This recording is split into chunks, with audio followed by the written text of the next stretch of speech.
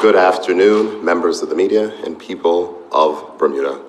I'm joined here today by the Deputy Premier and Minister of Affairs, and also the Minister of National Security. It has been 1 week since the government of Bermuda experienced a sophisticated and deliberate cyber attack. Since last Thursday's discovery and confirmation of the attack, impacted government systems are slowly and efficiently being restored. Additionally, as I mentioned in Monday's press conference, the government is building a new network with enhanced protection and security to mitigate the risk of future attacks. It is important to reiterate that not all government systems were impacted during this attack. However, all systems were immediately taken offline and network use was strategically abandoned to preserve system functionality and contain and isolate the threat from the persons who attacked the government of Bermuda. The government's focus has been on safely restoring system functionality, particularly those systems that support providing services to the public. On Monday, I confirmed the engagement of overseas experts to support the work of the government's Department of Information and Digital Technology. The work done to date has significantly advanced the restoration and recovery efforts. Some email functionality is already being returned, and systems not impacted in the attack have been brought back online and are operational.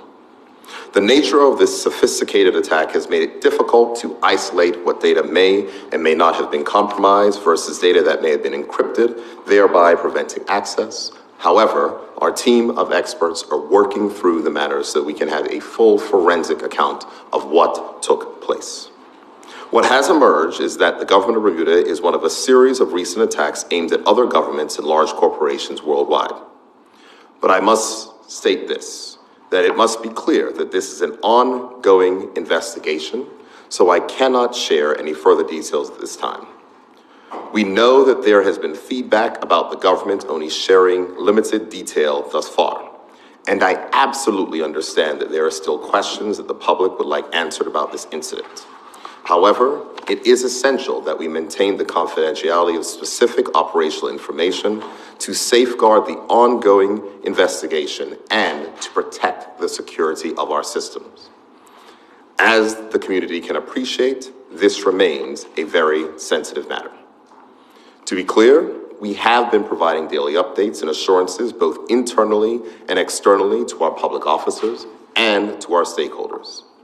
We have also provided a mechanism where regular updates on our services are readily available at gov.bm and distributed to the public via the government's social media platforms and government WhatsApp as recently as 3 p.m. today. Public officers have been updated on the safest means to provide services to the public that require digital systems. They have also been working diligently to ensure that vital services and government obligations are met as we continue our restoration efforts. The monthly payroll has been actioned as scheduled this week. Financial assistance payments are being made. Vehicles are being licensed, albeit manually, and a full array of services are being delivered. More government phone systems are being brought back online, and it's expected that the main government switchboard will be operational hopefully by tomorrow, but certainly by Monday. Access to the government's internal financial systems is also being restored and will be turned on once this process is completed. The House of Assembly systems are being worked on today and to make sure that the Parliament can sit as scheduled tomorrow. I must pay tribute to the women and men of the Department of Information and Digital Technology and the entire public service. These public officers have been working day and night since last week to restore government systems and ensure that the government continues to function effectively for the people of Bermuda. The minister responsible for IDT, Minister Campbell, and myself have personally visited the teams that are working in our data centers, often after having pulled double shifts to ensure that this attack is met with the resilience that Bermuda is known for. An unrivaled level of resilience has been demonstrated these last few days, just as has been shown with the challenges that this government and our public officers have faced in recent years. Thanks to their hard work and dedication, we continue to deliver the wide variety of services for which the government is responsible. The process to return our government systems to full capacity must be done in a safe and orderly fashion. And on behalf of the government of Bermuda, I must continue to express my appreciation and gratitude to the public for their patience. I also must thank our union partners for their collaboration and the private sector for the support that they have offered and the support that they continue to give. This has been a long and challenging week for many, but I'm pleased to say that the sleepless nights and the full team effort from the cabinet, public service executive, and especially public officers are yielding results, and we are making strides towards restoring our systems and safeguarding the data that has been the subject of this unprecedented attack. Thank you, and I'm happy to take any questions that you may have at this time.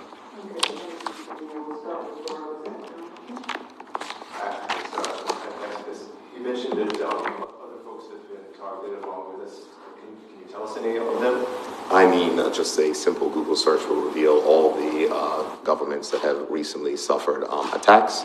I mean, a couple of days ago, I think that there was Sony. I mean, major corporations such as the world's foremost digital companies, Twitter, Meta, Samsung, national governments, local governments throughout the world. Unfortunately, this is an area that governments have to take account for, organizations have to take account for, and oftentimes it must be understood these persons don't necessarily come in the front door.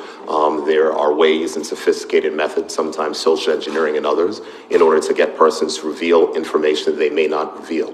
But the fact is that we are using this crisis, I'll call it at this time, because it is very serious. And I'm not trying to undermine the serious nature of what we are experiencing, to make sure that we accelerate the work that was underway to build a new and safer and more secure network. And the teams are working with that in conjunction with foremost international experts. Thanks, sir. I heard what you said at the start, but I have to ask again. Can you say if it's a ransomware attack? So I know that persons want to have specifics on what is going on. So there's two things I want to tell you. The first thing is that we must assume that the persons who attacked the government of Bermuda are listening to my comments. They certainly are reading what you print inside of your newspapers. And so what I will say is that our focus has been working closely with cybersecurity experts and law enforcement to recover the affected data and to secure our systems. Right. I mean, some of the questions may elicit the same response, but fair enough. We had heard that there might have been a cyber attack on government systems around 18 months ago, and that you were advised that cybersecurity needed to be improved urgently at that time. Can you confirm that and say if that was acted on? What I can say is that the government has been subject to a number of attacks, just like any other business in Bermuda. You can talk to local banking institutions, you can talk to local companies, you can talk, that's what happened. I'm just saying, that is what happens. This is not, I don't want to say it's unusual. It's not unusual. These things do happen. And that is the reason why you have to make sure to upgrade your defenses. But when you speak about 18 months ago, there have been security improvements that have happened since then, and those security improvements continue. I mean, there was significant investment that has been made in security. I know that the persons are focused on building out the networks, operations centers. We put in new training programs and other things internally that lock persons out in case they do not complete them, to make sure they complete them and run through. Those are things that you expect in major companies, and that is what we're making sure that we put in place the government of Bermuda as we learn lessons and as we implement a more enhanced cybersecurity posture. Right. On Monday, you reckoned that potentially it could be 2 weeks until we're all up and running again. Is it potentially still? I think that's what I had said in my last statement, and nothing that I've been provided to date has changed. I mean, the fact is that they are making progress in restoring various systems, recovering certain data that may have been encrypted, and so it's been a challenge. But I think it's important to note that this effect did not only affect our servers, but they also affected data that would be on people's desktops as well. So we had a survey today posing questions over the government's cybersecurity policy and readiness. There was a reference to a report 4 years ago that included the line that Bermuda does not have a formal framework for monitoring cyber threats and for preventing, detecting, and mitigating any cyber attacks. Can you say, do we now have that formal framework in place, and what it is and when it kicked in? What I can say is that there's been numerous updates since those various reports. I think the Minister of National Security did give another statement in the House of Assembly. We did form a cybersecurity unit. Those persons are responsible for setting the policy for national critical infrastructure, as well as the government of Bermuda, and we are operating from our cybersecurity response plan. But as with all things, I mean, you just have to understand, Jonathan, like, you look at major corporations that exists inside the digital space. They still can encounter these challenges. You want to make sure that your systems are good, but there are always chances for those things to be infiltrated. And our job is to make sure that we learn from, enhance, and go forward from this to make sure we have an even more enhanced security posture as we go forward, as these attacks are becoming more complex, more sophisticated, and certainly more disruptive. I mean, I clicked on one once, so I do understand it. That formal framework, is it possible to see a copy of it or a summary of it? Well, there are some things that can be released to the public, and there's some things that can't. When the minister gave his particular statement, there were not all things that were able to be put inside the public domain. Because, of course, if there are things inside the public domain that are not necessarily where we need to be, that may certainly invite other actors. However, the public can rest assured that there has been activity in regards to upgrading our cybersecurity defenses, learning from previous incidents and activities, and that will continue in this case and instance. The one thing is that in that past instance where something happened, all matters were just restored from backups to make sure we got things running. Now that we've experienced this significant disruption, the decision has been made to accelerate the work, to build out a new environment, to make sure that as we add people back, they're added to a new, more secure environment that is more resilient from these type of attacks. So we do have a cybersecurity incident response team in place? Absolutely. Okay. And will cybersecurity... And we've been following the incident response plan that they had. The UK Home Office worked with Bermuda on cybersecurity, and they delivered a report in March, apparently. Can you tell us what that report said? I think the Minister of National Security spoke that matter in Parliament, and so that you can look at the items of which the Minister said in that statement. I think it's a matter of public record. Right. In terms of what we spent improving cybersecurity recently, can you tell us, do you have a figure on that and where we've been putting our dollars for that? Do I have a figure specifically on cybersecurity? No. What I can say is that about 3 years ago, we doubled the capital expenditure budgets that were inside of the Information and Digital Technologies Department in the recognition that there were upgrades needed for our work and upgrades on work needed for bolstering our cybersecurity defenses. And so whereas those things used to be at about $1.5 to $2 million a year, now they're $3.5 million a year of investment in capital spending on various infrastructure projects. And so I know that the priority on last year and this year has been boosting security. I'm sure that there will be reviews. I'm sure that when we have to report to Parliament in regards to this, because external consultants and other things will cost additional funds, there will be supplementary, and the Cabinet may need, upon advice, to have an additional supplementary estimate for additional capital that may be needed to make sure that we continue to bolster our defenses. So those things will be seen. But the historical record is that we have doubled or seen record investment into capital spending for government IT departments. And if you would refer back to budget statements as well, I think that a significant amount of our capital acquisitions is for IT systems. So a perfect example is that, for instance, the Registrar of Companies system did not go down. It was up. Those matters are still continuing. There are some challenges there, of course, with the email that's attached to it, but we do build separate systems that are resilient and secure, especially when we're dealing with the automated transfer of information to international organizations and governments.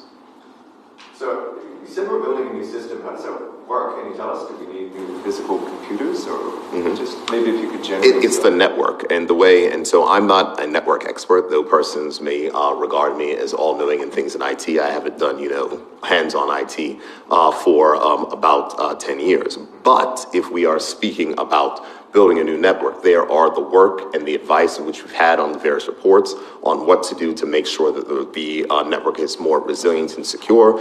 If there is, for instance, someone who happens to click on a phishing link and there's something to minimize the spread and disruption on that and other various servers, variously segmenting, multiple VLANs, etc. These things get very technical, and so we're making sure we go through that work right now. It is something that the IDT was planning on, and now we are accelerating that work. Can you tell us how these hackers got into our system in the first place? So, as I had indicated, we have a team of international experts that are conducting a full forensic audit, and the full forensic audit has not been completed. We will be completely transparent with this, and what I will say is that at the end of this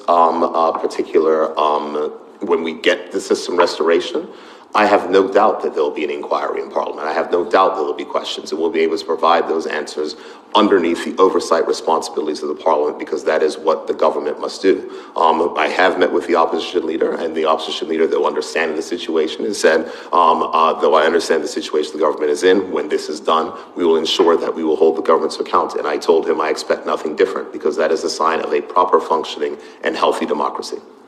You mentioned outside agencies. Can you say who they are and how are they physically here, like how they're helping us? So what I can say is that we have to protect the specifics and operational details of it. Of course, we must imagine that whomever attacked the government of Bermuda is listening to our communications, and it would not be prudent to identify what the persons that we have engaged to assist us, as they may be familiar with that and may want to try to work around. So we are trying our best to make sure, not purposely withholding information, but recognizing that we need to make sure that we're able to recover our data and secure our systems and not possibly give any further clues to those persons who attacked the government of Bermuda.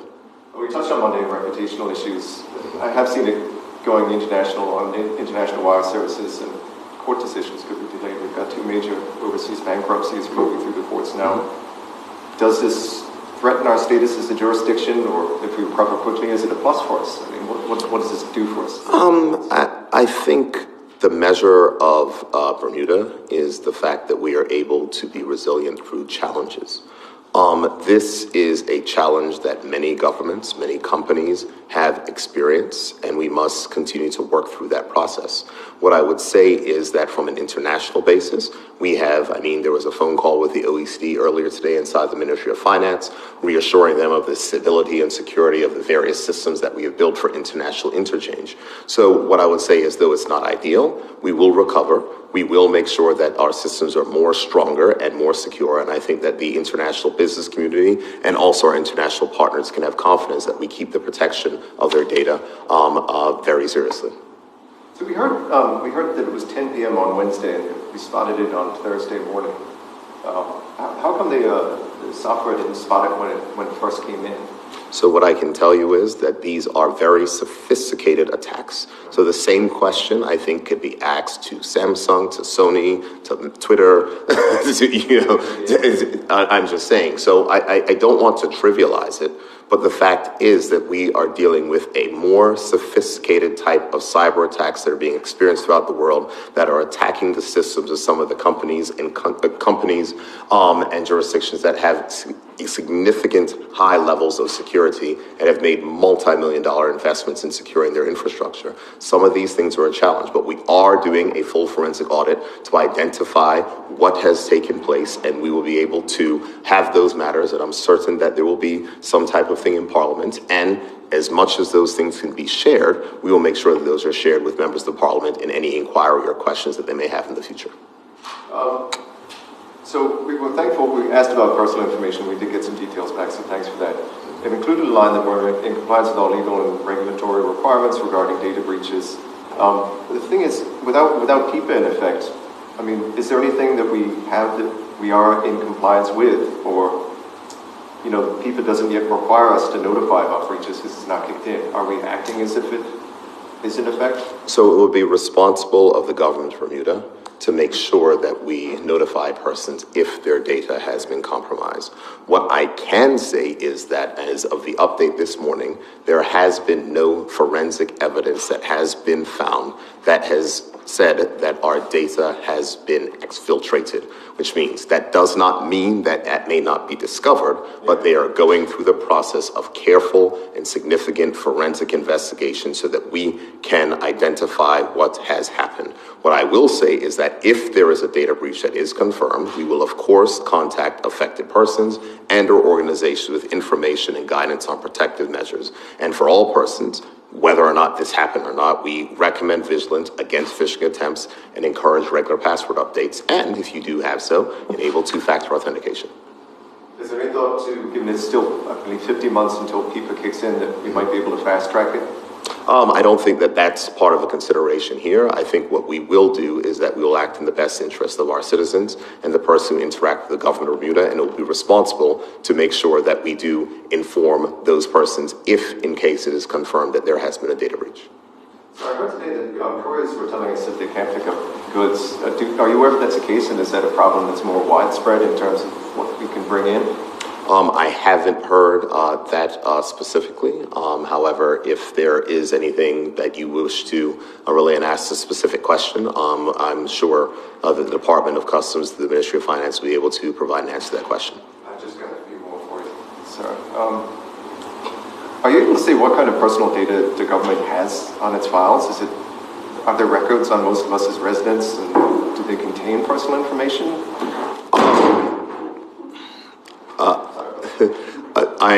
I am relatively certain that clearly there will be a significant amount of data on our systems, but I don't want to speculate on that. We are going through the forensic process so that we can identify what, if anything, was exfiltrated. At this point in time, as of the report that I had at 9 a.m. this morning with a briefing from our international team, they have not been able to uncover any forensic evidence of exfiltration at this time.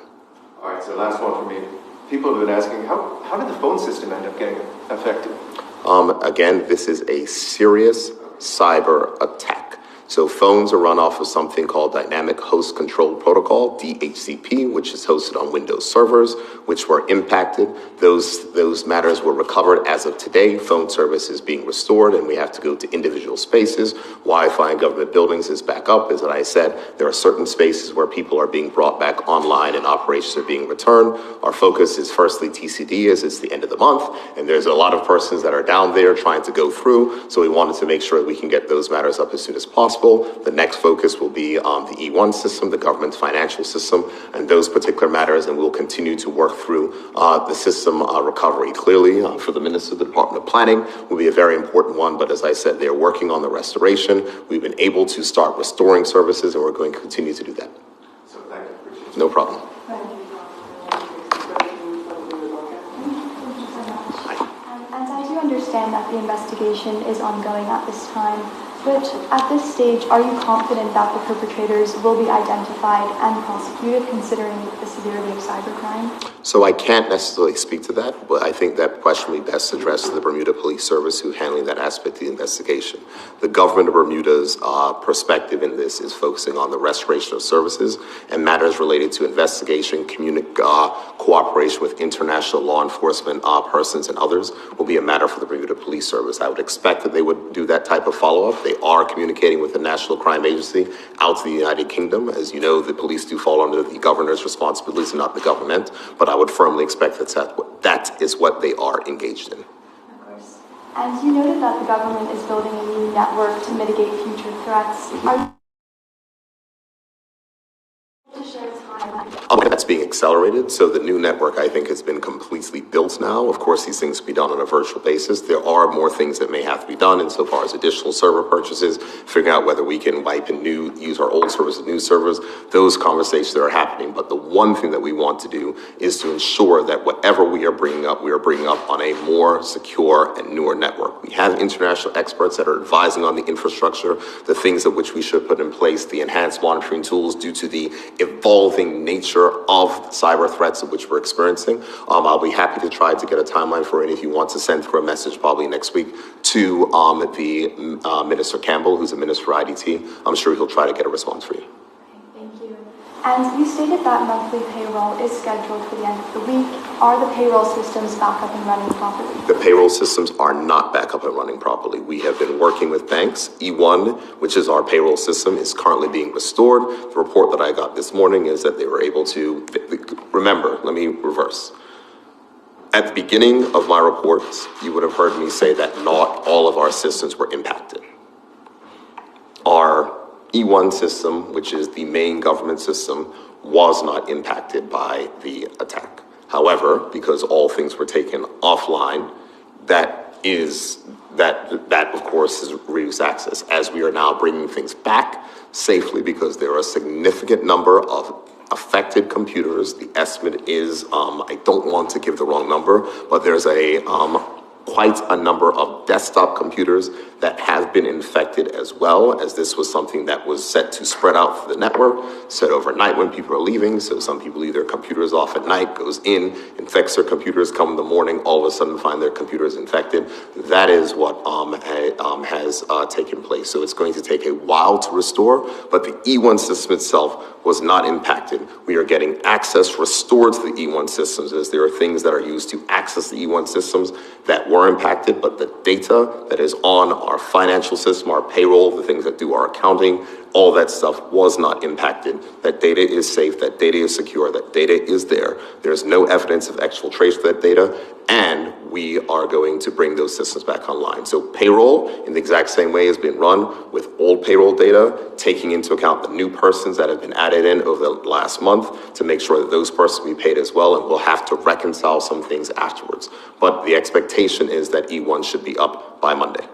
So you can confirm that all government workers, including full-time, part-time, and contractors, will be paid this month? What I can say is that for the ones that are outliers, Ministry of Finance is making arrangements. For instance, there are some people who are not paid by direct deposit. There are some people that are paid by check, for instance. And so we are working through that process. But the Ministry of Finance, the dedicated team with compensation and benefits and finance and accounts in general are taking into account all of those things. And if there's anyone who does have a challenge or who has been contacted, they should certainly get in contact with their head of department who have the information to make sure that it can get escalated so they can be paid. And considering those outliers, if anyone was to be affected disadvantagedly, is government encouraging banks or other financial institutions to exercise leniency with public officers who may not be able to meet financial commitments? So what I would say is I think that those situations will be few, far between and isolated, and I would certainly expect if there's anyone that did have a challenge that those things were reported and those things will be swiftly rectified. At the latest I can imagine those payments would happen on Monday or Tuesday if they haven't gone through today. But from that perspective, banks have been working with us. They've been very good. They've been running things, helping us to make sure we get these things done, and I'm grateful for their assistance. And going back to cybersecurity, when is the last time a stress test or vulnerability assessment was performed on government systems? My expectation is those will be performed at a regular basis. I mean, we do have a cybersecurity team, we do have security officers, et cetera, all the rest. But we have to remember that a stress test and those type of things are focused on external threats, the old type of threats that used to exist, where, you know, there will be a denial of service attack, they'll try and go through the firewall, try to get through those things. That's not the nature of the way that cyber attacks work nowadays. They use far more sophisticated methods, social engineering, ways, phishing to get through the back door, and it's those type of things we're focused on. We are doing a forensic audit. We will have that information, and when that is completed, we will be able to be in a better position to answer definitively. Does this attack impact the implementation of PIPA? I don't believe so. What I do know is that the government will act in a responsible fashion, and if it is confirmed that data was actually taken from government systems, we will be able to identify that through this forensic audit that we're doing. As I said, we brought in a foremost team of international experts who have experience on this in some of the recent large-scale attacks, and what we are going to do is to make sure that if there is any evidence of data that has been exfiltrated from the government system, we will responsibly notify those affected parties. Just lastly, what will happen in the event that government cannot regain access to its data? That would be a challenge, but thankfully the teams have been working and we are making significant progress. As I said, we're bringing up some systems today. We were able to bring up the DHCP server and other matters today to restore phone service and other matters, and so we're continuing to work those process. I do not believe that we'll be in that situation. If we were, that would be certainly catastrophic, but thankfully due to the measures that are in place and the things that are taking place with this team of experts, we are in a space where we are beginning to see light towards the end of the tunnel. Thank you so much. No problem, thank you. All right, ministers, thank you. Members of the public, thank you for your patience. Thank you for listening. This is a very difficult time and challenging time for the government, but I'd like to end by reiterating my thanks for the patience of citizens during this challenge, the hard work of public officers, the cooperation of the unions in the public sector, the unions and the private sector, and most importantly, the dedicated public officers of our information and digital technologies teams, our communications teams, all those persons are working around the clock to ensure that we can restore services. Have a wonderful